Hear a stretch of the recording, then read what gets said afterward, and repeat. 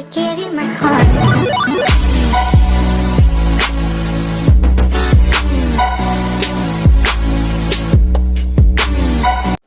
तो भाइयों और उनकी बहनों और मेरे यारों, क्या हाल चाल है आप सभी के। आप सभी को मेरा नमस्कार। देखो यार, मैं जानता हूँ तुम्हारे ऊपर 10th क्लास में बहुत ज़्यादा प्रेशर पड़ चुका है और ऊपर से साले हिंदी के चैप्टर्स जो कभी समझ में ही नहीं आते, और तुम्हारी हालत इन्होंने ऐसी कर दी है।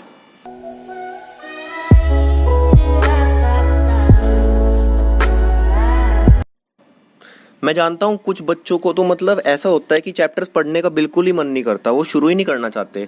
पर कोई नहीं, तुम सही जगह पर आ गए हो हमारे चैनल पे। तो आओ, मेरे कहने से एक बार शुरू करो और वीडियो के एंड होते होते तुम्हें इतना अच्छा समझ में आएगा कि तुम ये ज़रूर बोलोगे मुझे। तो आओ, शुरू मजबूरी में किए थे, अब मजा आ रहा है। ये पार्ट का दूसरा पार्ट आज शुरू करते हैं बाल गोविंद भगत क्षितिज किताब में। इसके लेखक हैं रामवृक्ष बेनपुरी।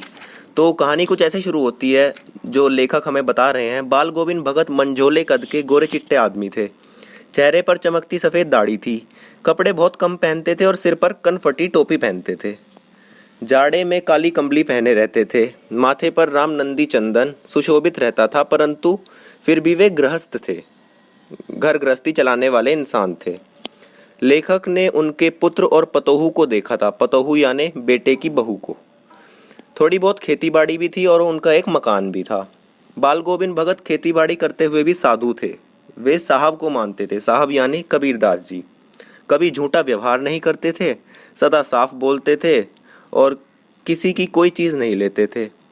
उनकी हर चीज़ साहब की थी, इसलिए वे खेत की फसल पहले कबीर मठ में ले जाते थे, फिर जो प्रसाद के रूप में उन्हें मिलता था उससे अपने घर का गुजारा करते थे।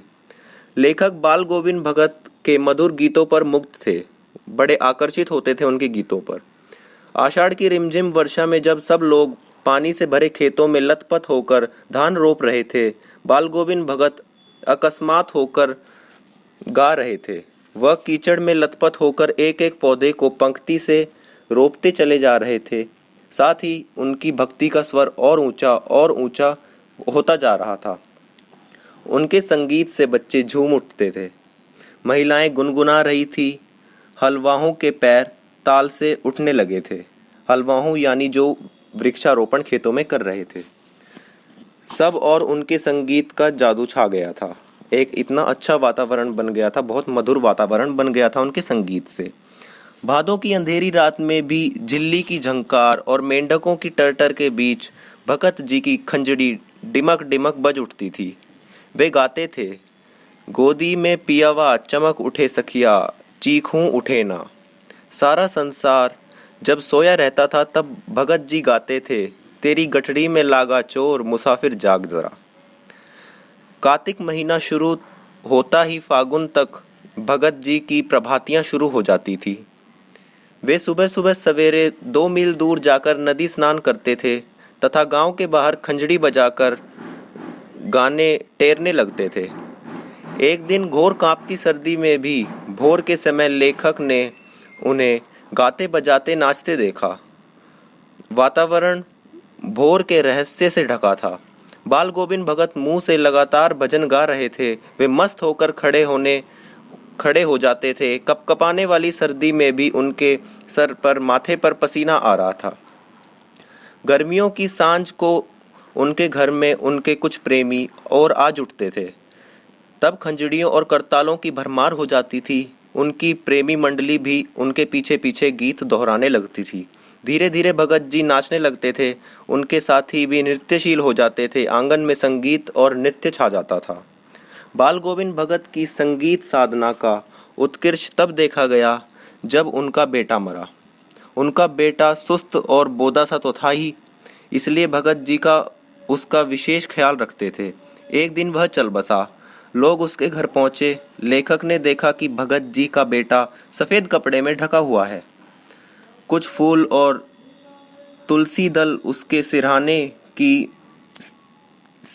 पर रखे हैं। उसके जमीन पर आसन लगाए हुए हैं और तल्लीन होकर गाए जा रहे हैं बाल गोविंद भगत। पतोहू का रो रो कर बुरा हाल है। गांव की स्त्रियां उसे संभाल रही हैं, परंतु भगत जी गाए जा रहे हैं। यह तो आनंद की बात है। आत्मा परमात्मा से जाकर लीन हो गई है। इससे अच्छी बात क्या हो सकती है। वह अपनी पतोहू को रोते हुए बार बार चुप कराते हैं और उसे दिलासा देते हैं। उनका यह रूप देखकर लोग दंग रह गए। भगत जी ने क्रियाकर्म की रस्में नहीं निभाई, बेटे की आग भी पतोहू से दिलवाई। उन्होंने खुद आग नहीं दी उसकी चिता को। श्राद्ध होते होते उसने पतोहू के भाइयों को बुलाकर उसे आदेश दे दिया कि यह लड़की जवान है, इसकी कहीं और शादी कर दो। पतोहू रो रो कर कह रही थी कि वह उनके साथ रहकर उनकी सेवा करेगी, परंतु वह अपनी जबान पर अटल थे। उन्होंने उसे जाने का आदेश दिया और पतोहू कुछ न कर सकी। बाल गोविंद भगत की मृत्यु भी संगीत साधना करते करते हुई। उनके अनुसार ही हुई, उनके स्वरूप के अनुसार ही हुई। वे हर वर्ष गंगा स्नान करने जाते थे। गंगा उनके घर से 30 कोस पर थी। वे पैदल ही खंजड़ी पर गाते गाते जाया करते थे। वे घर से खाकर चलते और वापस लौटकर ही खाते थे। 4-5 दिन की यात्रा थी। इस बार वे वापस लौटे तो तबीयत कुछ सुस्त सी हो गई थी, परंतु उन्होंने अपनी नित्य ही आदत ना छोड़ी। वह अपनी आदत पर टिके रहे। सुबह जल्दी उठकर स्नान, ध्यान और खेतीबाड़ी करते थे।